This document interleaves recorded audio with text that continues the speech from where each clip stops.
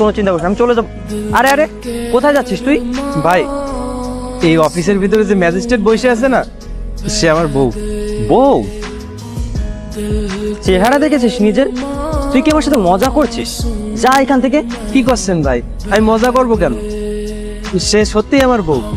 আমি ওরে পড়াশুনো করায় ম্যাজিস্ট্রেট বানাইছি।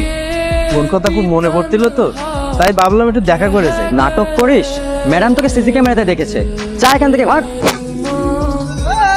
তোর কত কি হয়েছে? আমি না আরো পড়াশোনা করতে চাই। প্রথম থেকে আমার ইচ্ছা ছিল পড়াশোনা করার জন্য, কিন্তু আমি তোমাকে বলতে পারিনি। পড়াশোনা করতে চাও, সে তো খুব ভালো কথা। তা কোন বিষয়ে পড়াশোনা করতে চাও? আমি ম্যাজিস্ট্রেট হতে চাই। কি ম্যাজিস্ট্রেট হতে চাও? সে তো খুব ভালো কথা।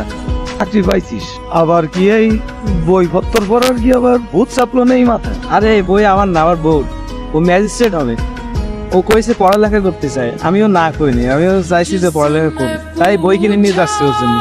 শোন, আমি তো জীবনে কিছু করতে পারলাম না, এখন ও যদি পড়ালেখা করে ভালো কিছু করে তাতে সমস্যা কোন থেকে? তাহলে আরো কত ভালো হবে না? মানুষ আমারে কবে ম্যাজিস্ট্রেটের বর, আমার তো গর্ব হবে। তুই বানাবি বউরে ম্যাজিস্ট্রেট?